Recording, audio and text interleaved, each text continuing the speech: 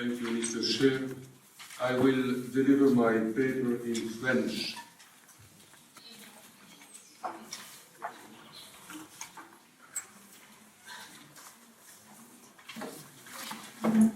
Je tiens à remercier avant toute chose nos hôtes chinois, en particulier le professeur Tu et toute l'équipe qui l'a entouré pour leur accueil généreux, efficace et extrêmement gentil. Je remercie aussi les autorités de l'Institut international de philosophie, spécialement Madame Catherine Chambier, pour le soin qu'elle a apporté à l'organisation, la préparation surtout de ces entretiens de Pékin. Le plan de mon exposé est simple. Je commencerai par la présentation de quelques positions transhumanistes et ou post-humanistes. J'examinerai ensuite s'il est possible de parler d'un humanisme trans ou post-humaniste.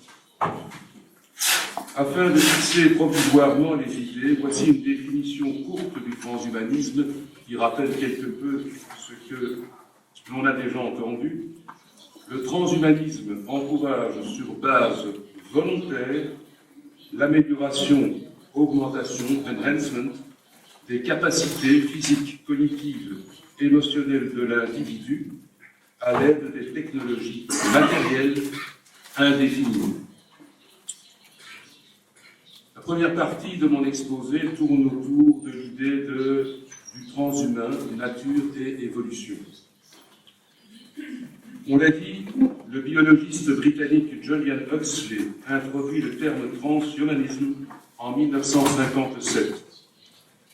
Des textes antérieurs montrent que ce néologisme a été préparé par l'expression evolutionary humanism, dont il est le synonyme.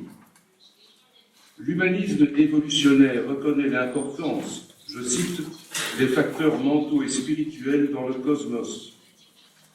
Mais ces productions mentales, la culture, l'éthique, l'art, la science, etc., viennent de l'homme qui lui-même fait partie intégrante de la nature.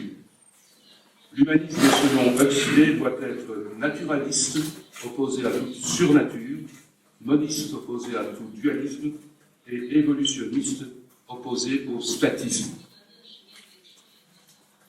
La substance dont tout est constitué, et Huxley utilise l'expression « the world stuff », lorsqu'elle est organisée d'une certaine façon, est, je cite, capable d'activité mentale aussi bien que d'activité matérielle. En elle, l'homme doit puiser la capacité de poursuivre l'évolution dans le sens du progrès, qui consiste à développer et à réaliser toujours plus de possibilités. L'humaniste évolutionnaire prône la coopération avec la nature, dont il fait partie et sur laquelle il agit.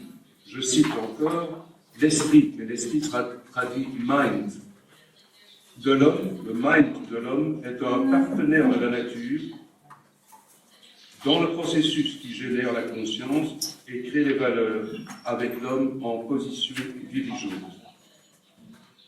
L'idéologie transhumaniste que Huxley édifie est un ensemble de croyances qui demeurent des hypothèses révisables au même titre que les connaissances scientifiques qui les fondent et qui sont appelées à évoluer.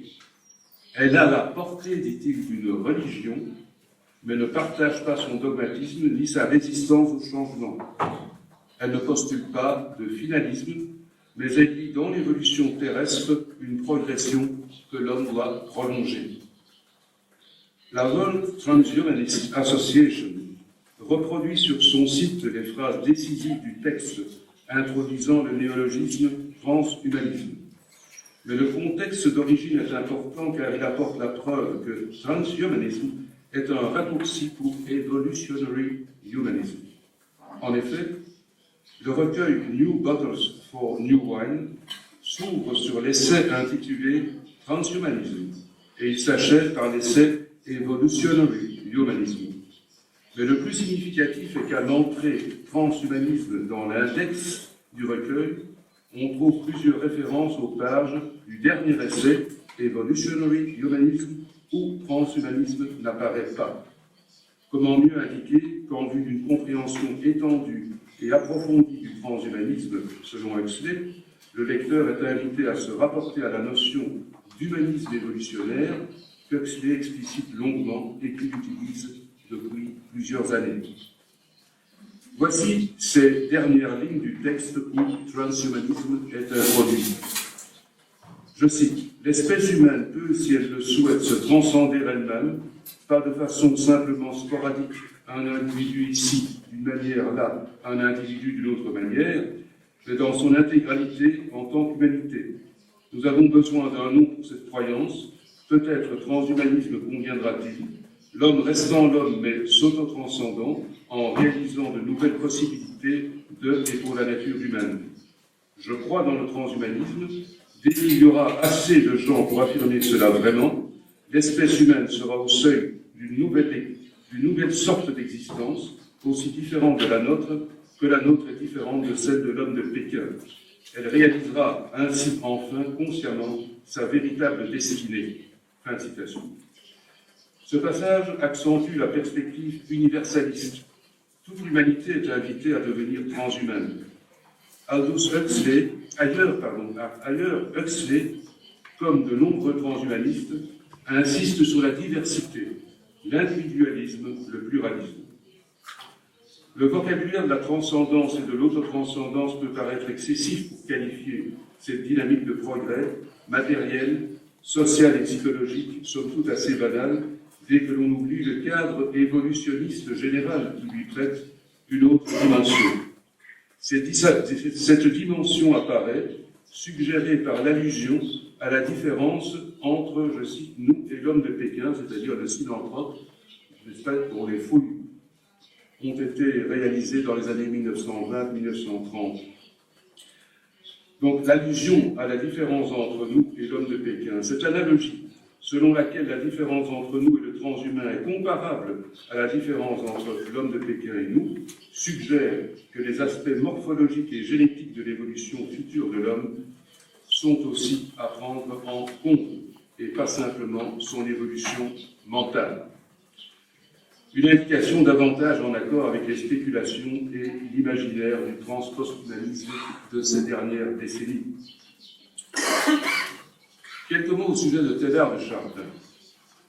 Dans un texte de 1950, publié en 1951, intitulé « Du préhumain à l'ultra-humain », Teilhard de Chardin introduit le néologisme transhumain. L'usage en reste exceptionnel. Teilhard emploie en revanche facilement les préfixes sur, supra, ultra-humain.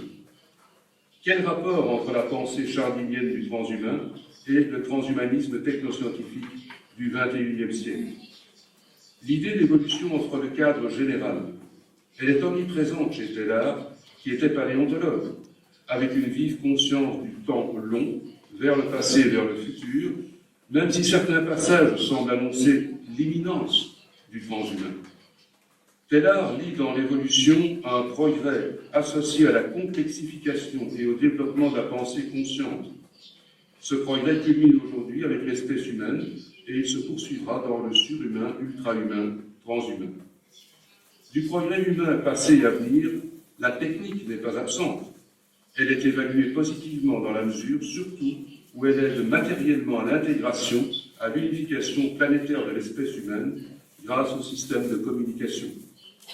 Des passages de Teilhard célèbrent une poursuite créatrice proprement technoscientifique de l'évolution naturelle.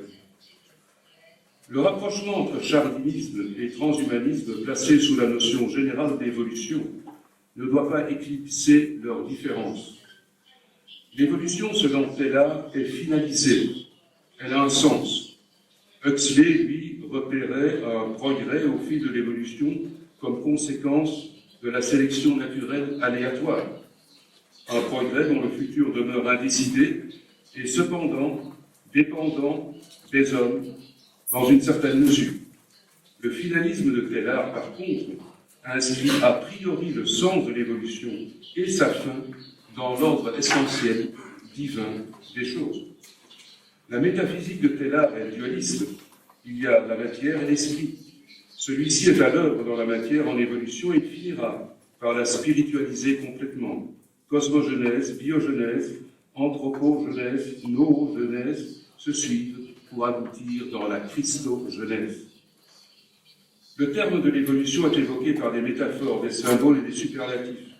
L'expression point oméga, la plus connue de ces allusions, évoque une vision mystique, celle de l'humanité totale quittant l'univers matériel terrestre, transhumant, non vers une autre planète, mais vers un autre ordre de réalité spirituelle, divin.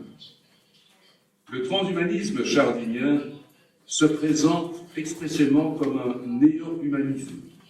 Il est l'humanisme chrétien traditionnel, s'efforçant d'accommoder des faits et des notions d'origine scientifique librement interprétées et débouchant dans des parages, le point oméga, où science, technique et raison sont complètement abandonnés.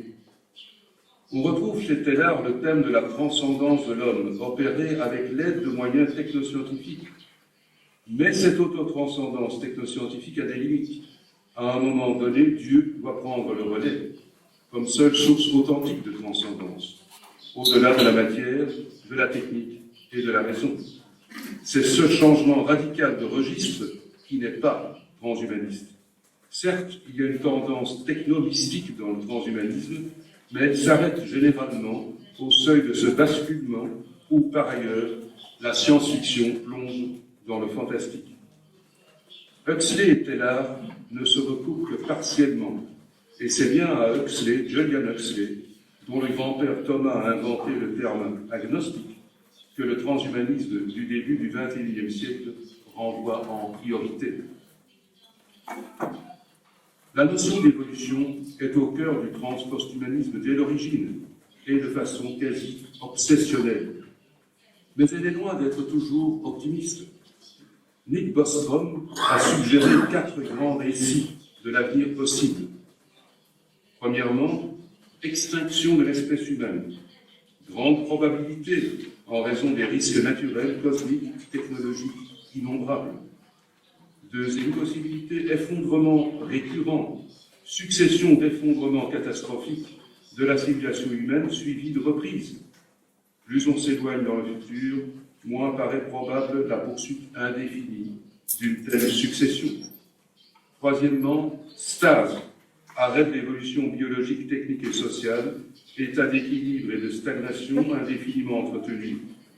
Improbable aussi à mesure que l'on s'éloigne dans le futur, en raison de toutes les causes potentielles de déstabilisation interne et externe à l'espèce humaine. Enfin, 4, évolution transposthumaniste, auto-amélioration, augmentation, transformation ad infinitum. Bostrom estime que sur le très long terme, les 2 hypothèses les plus vraisemblables sont la première, extinction, et la dernière, transhumanisation. Leur probabilité allant croissant avec le temps. L'éventail des 4 grands récits, extinction, répétition, stase, évolution transpost-humaine, n'est guère optimiste. Loin du prophétisme technophile souvent affiché, le transpost-humanisme réfléchi est ici plutôt un pessimisme rationnel et volontariste, le moins mauvais choix pour l'avenir de notre civilisation. J'en viens à la deuxième partie de mon exposé qui tourne autour des thèmes techniques et politiques et du post-humain. Et d'abord, notre espèce technicienne selon Andy Clark. Andy Clark souligne que l'individu est spontanément capable d'incorporer des prothèses et des outils de toutes sortes, de telle sorte qu'ils font partie de lui.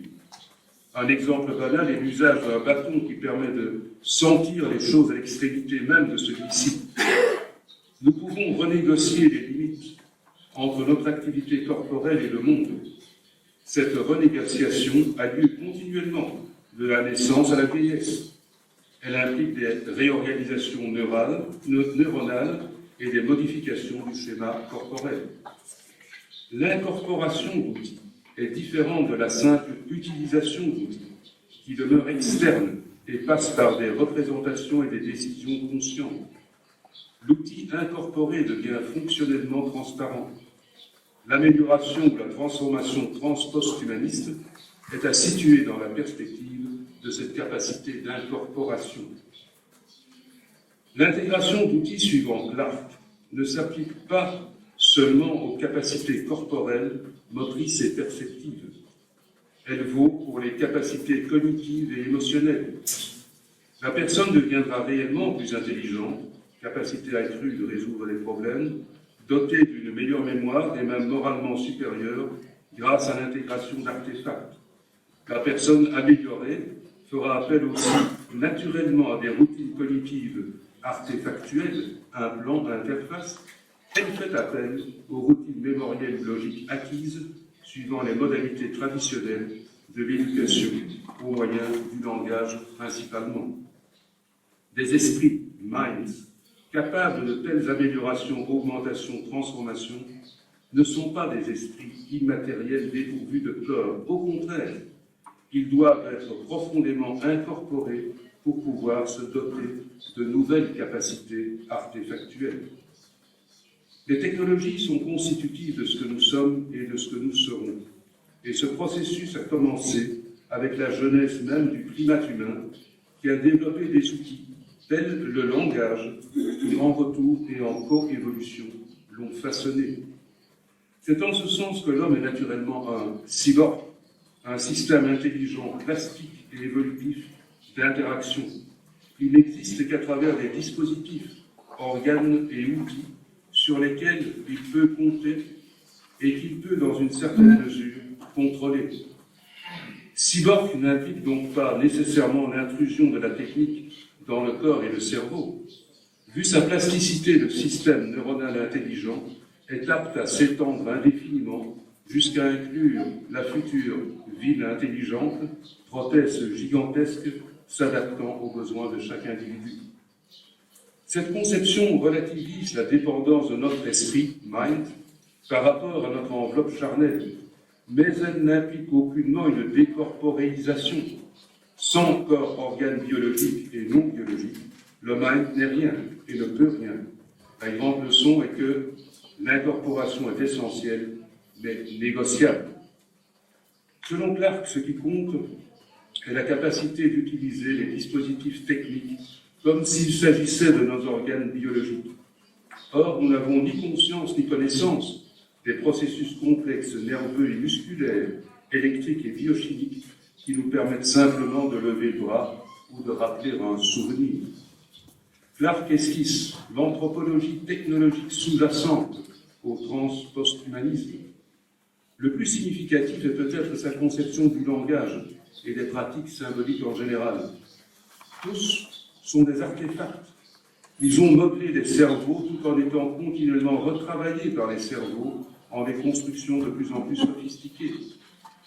L'humanisation, l'acculturation du petit homme a coïncidé jusqu'à maintenant pour l'essentiel avec l'assimilation de ces grilles et instruments symboliques d'appréhension du monde et de lui-même. Le langage est en quelque sorte la technique originelle, germinale de notre espèce technicienne. Avec l'invention du langage, je cite, l'humanité est entrée dans la première phase de son existence cyborg. Cette vision matérialiste, évolutionnaire, naturaliste et technicienne du langage est aux antipodes des conceptions philosophiques et théologiques du langage, verbe divin, logos, véhicule de l'esprit ou d'une raison immatérielle, maison de l'être. Détrôné, le langage n'est pas méprisé. Il est au service d'une multitude d'opérations fines que l'individu exerce sur lui-même et sur les autres, des opérations qu'aucune autre technologie ne pourrait à ce stade effectuer. Mais la perspective sur le langage a évolué. Elle l'a de plus en plus éloigné de son ancien statut ontothéologique pour le rapprocher de l'instrumentalité physique. Les technosciences interviennent de façon croissante dans les processus et appareils phonatoires, acoustiques et visuels, organes du langage pour les réparer, les pallier, les améliorer, les contourner et y substituer d'autres processus et appareils. Que seront, comment évolueront les cerveaux immédiatement branchés sur des mémoires et des logiciels ou communiquant par ondes électromagnétiques? Que sera alors pensé, surtout si le développement de tels cerveaux ne passe pas d'abord par une configuration langagière? le posthumanisme pointe en direction de tels scénarios de science-fiction. Catherine Hayes, dans How We Become Posthuman, Catherine Hayes ramène, elle, le posthumanisme à des significations sociales et politiques. Elle critique le posthumanisme ancré dans les développements de la cybernétique, de l'intelligence artificielle et des technologies de l'information et de la communication après la Seconde Guerre mondiale, de Wien à Moravec ou à Minsky, qui conduisent à la fable de la digitalisation de la personne, la copie informatique, dématérialisée et du même coup immortelle de l'individu. Contre ce posthumanisme, Hayes affirme, premièrement, l'information n'est jamais immatérielle. Je la cite, l'information comme l'humanité ne peut exister indépendamment de l'incorporation qui la fait être comme une entité matérielle dans le monde, et l'incorporation est toujours instanciée, locale et particulière. Deuxièmement,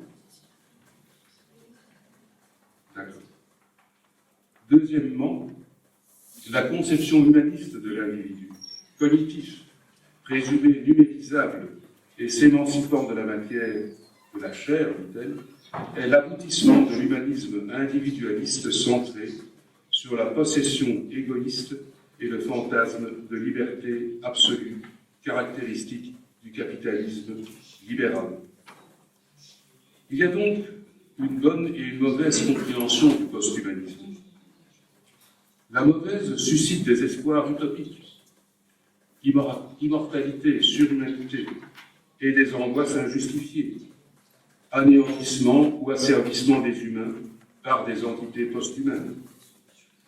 À cette idéologie posthumaniste aliénante, Hayes oppose un posthumanisme critique qui déconstruit le sujet humaniste moderne, à savoir l'idée d'un individu conscient et libre de ses actes, source de l'histoire et centre de toute situation. Ce posthumanisme souligne le caractère incarné, incorporé du sujet, condition matérielle finie de toute interaction entre humains et non-humains. Je cite Catherine Hayes, « Je vois la déconstruction du sujet libéral humaniste comme une opportunité pour remettre dans le tableau la chair qui continue d'être effacée dans les discussions contemporaines sur les sujets cybernétiques.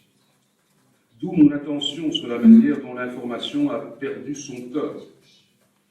Si mon cauchemar est une culture hantée par des post-humains, voyant leur corps comme des accessoires de mode plutôt que comme le fondement de l'être, mon rêve est une version du post-humain qui embrasse les possibilités des technologies d'information sans être séduit par des fantasmes de pouvoir illimité et d'immortalité désincarnée, et qui reconnaît et célèbre la finitude comme une condition de l'être humain. C'est une position clairement anti-transhumaniste, car le transhumanisme encourage la lutte effective contre la finitude, y compris la mort, par tous les moyens technoscientifiques. Pour Hayes, l'homme a toujours été post-humain en ce sens que le sujet individuel de l'idéologie libérale, promue par la modernité des Lumières, n'a jamais existé. Hayes propose une lecture politique qui va dans le sens d'un post-humanisme social postmoderne, articulant humain et non-humain, et je la cite une dernière fois. Le post-humain signale la fin d'une certaine conception de l'homme, une conception qui a pu s'appliquer au mieux à cette fraction de l'humanité qui avait la richesse, le pouvoir et le loisir de se concevoir soi-même comme des êtres autonomes, imposant leur volonté par des actes et des choix individuels. Ce qui est mortifère, ce n'est pas le post-humain comme tel, mais la greffe du post-humain sur une vision humaniste libérale du soi. Le physicien et historien des sciences Andrew Pickering aussi distingue deux interprétations du post-humain. La première rappelle la définition de base du transhumanisme et renvoie à la notion originelle de cyborg telle que Klein et Kleins l'ont introduite en 1960. Cette vision du post-humain prolonge la conception moderne du sujet, centrée sur la cognition, la survie, l'augmentation des capacités et des connaissances. Pickering qualifie ce post-humanisme de téléologique. Ces transformations, augmentations, améliorations semblent savoir où elles vont, éclairées par les idéaux fixés par les Lumières. Elles sont au service de l'esprit connaissant dont le corps modifié n'est que le support et l'instrument. Ce post-humanisme prolonge aussi les abus de l'humanisme moderne. Le cyborg n'est-il pas imaginé d'abord au service de la colonisation de l'espace? C'est en puisant directement dans la science-fiction, spécialement l'œuvre d'Olaf Stapledon et de Philip K. Dick, que Pickering introduit le post-humanisme qu'il dit expérimental. Il affecte en profondeur toutes les dimensions de l'être humain et de la société, mode de perception, de raisonnement, de mise en mémoire, émotion, corps, relations entre corps humain et non humain, organisation sociale et matérielle. Il ignore où il va, étant non téléologique, mais empirique et expérimental. La diversité des métamorphoses futures de l'espèce humaine s'inspire de la diversité des espèces au cours de l'évolution. Pickering conclut en faveur de ce post-humanisme expérimental mal reconnu. Je le cite, « Un expérimentalisme conscient de soi pourrait aller dans toutes sortes de directions qui ne viendraient jamais à l'esprit des post-humanistes humanistes, c'est-à-dire des transhumanistes. » Le paradigme évolutionniste, l'autonomie individuelle, le pluralisme, la liberté et les promesses de la recherche et de l'expérimentation technoscientifique poussent l'espèce curieuse, exploratrice, inventive que nous sommes à courir tous les risques. Cette inclination expérimentaliste est perceptible à l'hésitation fréquente dans la littérature transpost-humaniste entre amélioration et transformation. Est affirmé le droit à l'auto-transformation, au changement non dans un but prioritaire d'amélioration, mais afin d'enrichir le champ de l'expérience possible avec pour idéal ou fantasme une liberté émancipée des contraintes de toute forme définitive et immuable. L'impératif transhumaniste d'amélioration vient, en principe, infléchir cette liberté compte tenu des contraintes réelles, factuelles existantes et des valeurs humanistes revisitées. De nombreux transhumanistes se disent apolitiques, tout en restant attachés à l'individualisme libéral, voire néolibéral et libertaire, hostile à toute forme de totalitarisme. Le monde d'Huxley et celui d'Orwell sont radicalement anti-transhumanistes.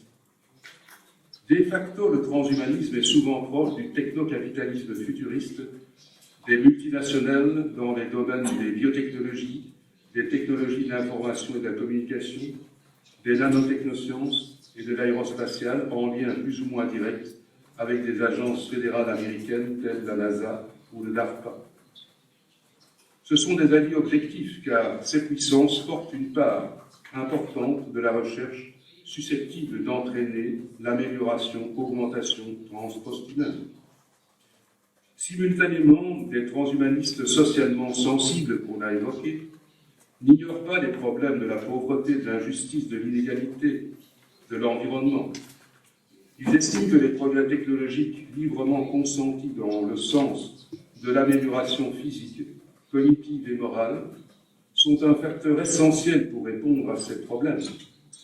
Se détourner de l'amélioration sous prétexte qu'il y a des problèmes économiques et sociaux plus urgents serait une erreur, car il faut mener la lutte sur les deux fronts, humanistes traditionnels et transhumanistes. Ces transhumanistes ne nient pas qu'en un premier temps, les techniques d'amélioration creuseront des inégalités, parce qu'elles seront d'abord accessibles aux riches, aux initiés, aux audacieux. Mais il en a toujours été ainsi avec les innovations technologiques. Accessibles d'abord à un nombre limité de particuliers, elles se sont généralisées, devenant moins chères et plus sûres. Pour que cette diffusion ait lieu, il faut que l'économie, le marché et le politique, la démocratie, encouragent le progrès en ce sens. une double condition qui n'est pas fondamentalement neutre. Ce transhumanisme social a été défendu par James New dans Citizen Cyborg, dont on a déjà parlé dans la conférence précédente. J'en arrive à mes conclusions. Et d'abord un essai de clarification, parce que le transposthumanisme est une nébuleuse. Donc, petite clarification, tentative de... À condition de ne pas se laisser troubler par le fait que posthumanisme et transhumanisme sont souvent utilisés comme des quasi-synonymes, il est possible de distinguer les différentes idéologies. Le transhumanisme prolonge ou prétend prolonger les idéaux et les valeurs des Lumières modernes et veut appliquer les technologies matérielles aux individus afin de les améliorer en ce sens. Mais comme ces valeurs incluent la liberté individuelle, la tolérance, le pluralisme, la diversité, le transhumanisme comporte une tendance postmoderniste qui peut rompre avec l'universalisme. En outre, il se divise, comme cela a déjà été dit, entre son aile libérale libertaire et son aile socialisante. Le posthumanisme critique la modernité et aussi le transhumanisme qui la prolonge. Le posthumanisme est postmoderne, mais il accorde une attention et une valeur très inégale aux technosciences comme source opératoire de la diversification future de l'humanité.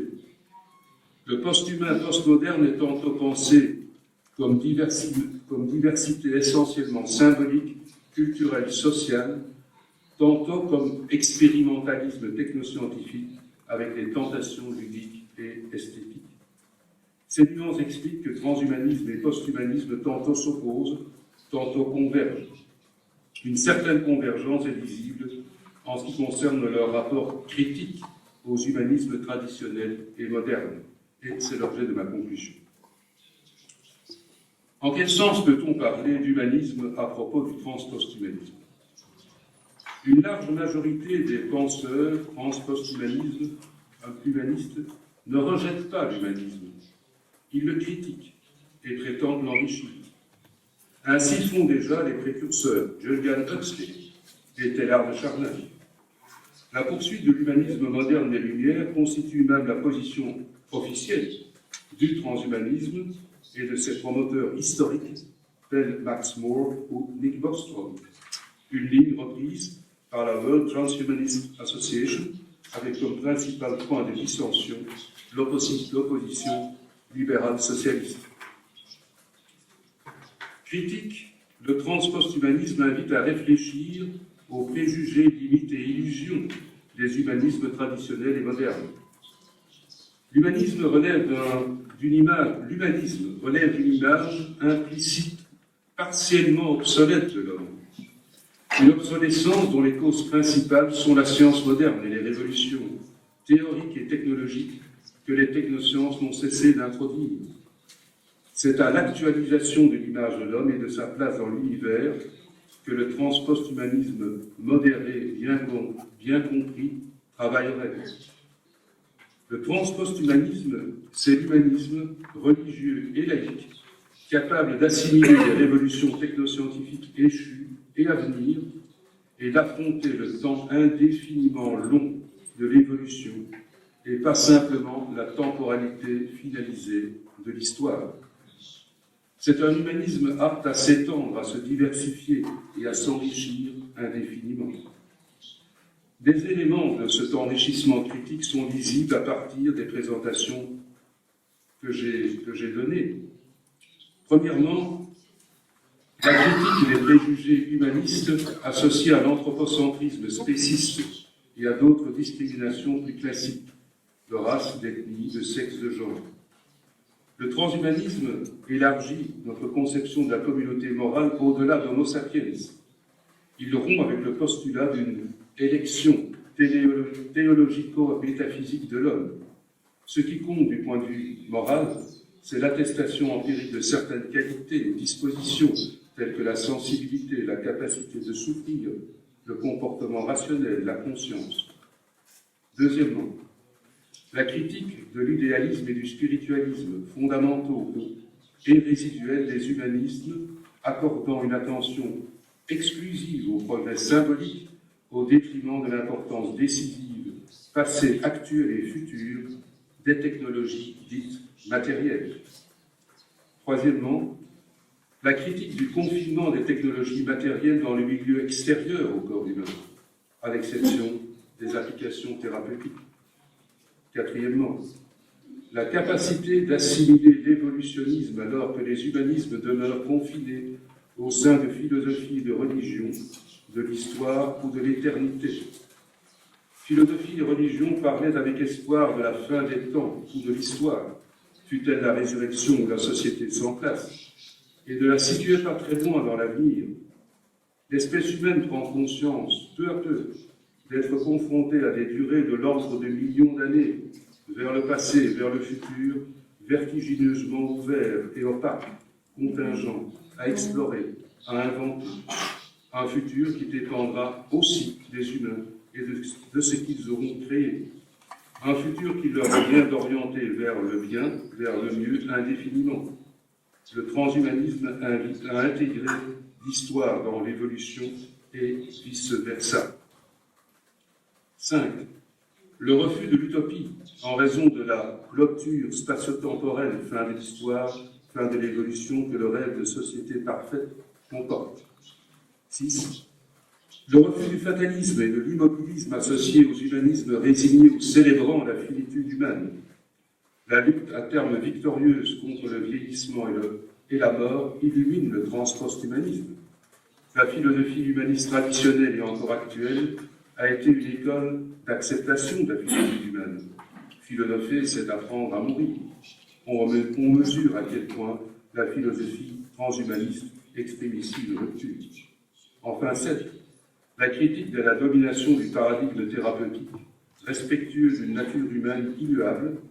Ce paradigme est à inclure au sein du paradigme plus large de l'évolution et de l'amélioration. La condition pour que ces critiques puissent enrichir l'humanisme est de poursuivre l'idéal d'amélioration indéfinie avec la plus grande prudence et de ne pas perdre de vue un certain nombre de valeurs portées par les humanismes traditionnels ou modernes. Liberté individuelle, pluralisme, tolérance, empathie et solidarité, égalité et justice, espérance sans croyance dogmatique, importance de l'objectivité scientifique. Ces valeurs ne viennent pas des technosciences, mais elles doivent éclairer leurs pratiques et leurs applications. En même temps, ces valeurs ne doivent pas être immunisées contre les approches technoscientifiques. L'évolution et la technique sont les deux moteurs de la pensée transpost-humaniste. La philosophie peine à les prendre réellement au sérieux. Conscient de ces difficultés, de nombreux auteurs qui partagent les idées et valeurs transpost-humanistes préfèrent se dire pragmatistes et utilitaristes, une position prudente, mais qui perd aussi de vue la radicalité des questions. Court-termisme et prophétisme sont fort répandus dans la littérature transpost-humaniste. Le transpost-humanisme, réduit au marketing futuriste de l'innovation technologique, obnubile bien plus qu'il ne développe la pensée et l'imagination philosophique, confronté au double abîme de la temporalité évolutionnaire et de l'opérativité technique prise au sérieux. Le transpost-humanisme humaniste est la volonté éclairée de choisir malgré tout dans le sens du mieux face au nihilisme, au fatalisme, à l'expérimentalisme postmoderne ou au retour vers les refuges symboliques qui sont autant de tentations induites par la pensée de l'évolution et de la technique dont il faut préserver la radicalité sans si avide. Je vous remercie.